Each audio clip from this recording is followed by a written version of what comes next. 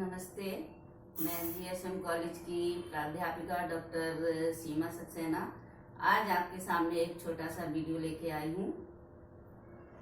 जैसा कि आप जानते हैं मैं समाज शास्त्र पढ़ाती हूँ, तो समाज के बारे में आज आपको थोड़ा सा बताऊंगी।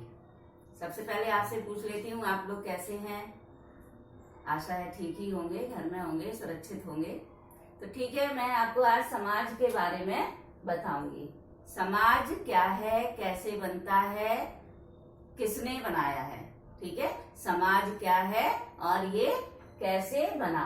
तो ये है समाज। समाज क्या है?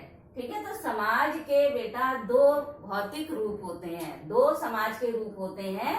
एक तो होता है भौतिक और दूसरा होता है, एक होता है भौतिक समाज और दूसरा होता है मानसिक समाज। ठीक है, तो भौतिक समाज हमारा, इसमें तीन चीजें आती हैं, रोटी, कपड़ा और मकान। भौतिक समाज हमारा क्या है? भौतिक समाज में हमें तीन चीजों की आवश्यकता महत्वपूर्ण होती है। कौन कौन सी? रोटी, कपड़ा और मकान। और दूसरा समाज है मानसिक समाज।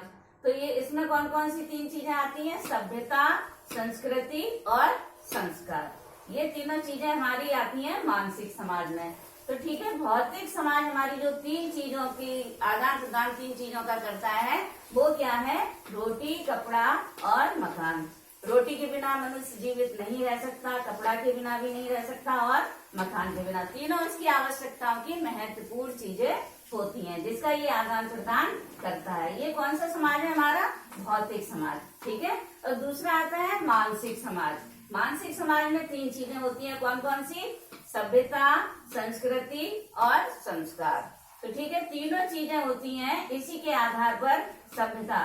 ठीक है, भौतिक समाज में रोटी है, अगर उधर सभ्यता है हमारी सभ्यता। अगर हमें रोटी नहीं मिलेगी तो हमारे अंदर सभ्यता भी कहाँ से? भूख प्यास के चक्कर में हम लोग तो कोई सभ्यता, संस्कार और संस्कृति के बारे में कुछ सीखेंगे ही नहीं, क्योंकि रोटी हमारी सबसे महत्वपूर्ण आवश्यकता है। एक बार आदमी मकान के बिना रह लेगा, लेकिन रोटी उसकी जीवन के लिए बहुत आवश्यक चीज होती है। रोटी, कपड़ा और मकान तीनों आवश्यक वस्तुएं हैं, तीनों आवश्यक चीजें हैं इसके लिए।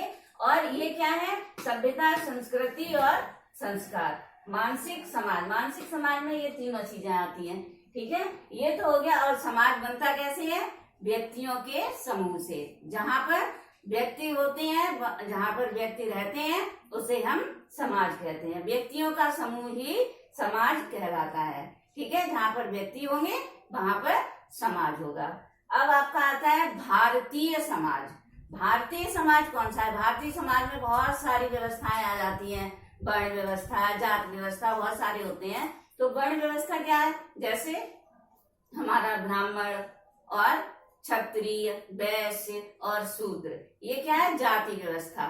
जाति व्यवस्था में एक शूद्र आ गया, तो शूद्र को हम लोग बड़े उससे देखते हैं, हे दृष्टि से देखते हैं शूद्र को, जैसा कि जबकि शूद्र तो समाज का एक भिन्न अंग है, उसके बिना तो कुछ हो ही नहीं सकता।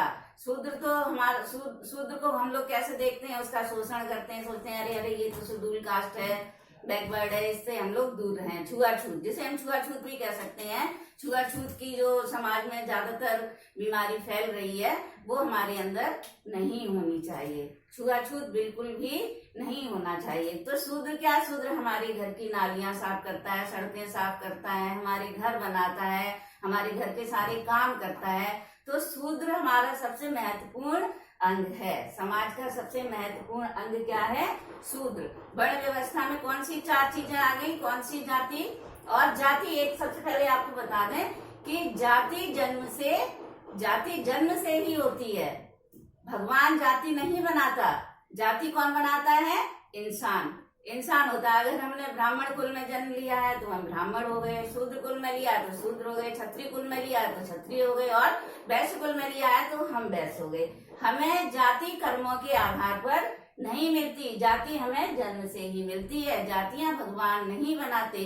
ठीक है, तो अब हमारा एक भारतीय समाज आया।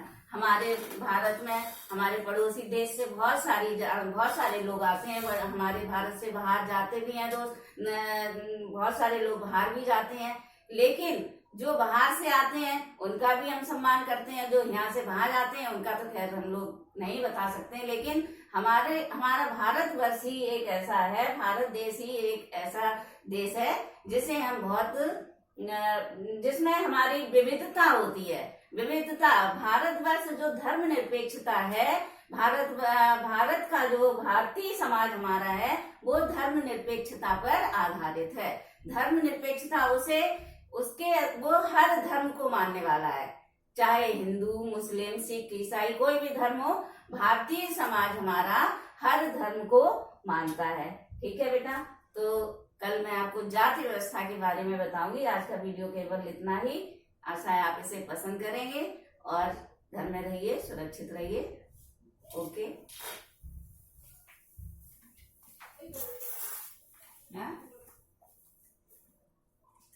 जा देखो ना। हेलो।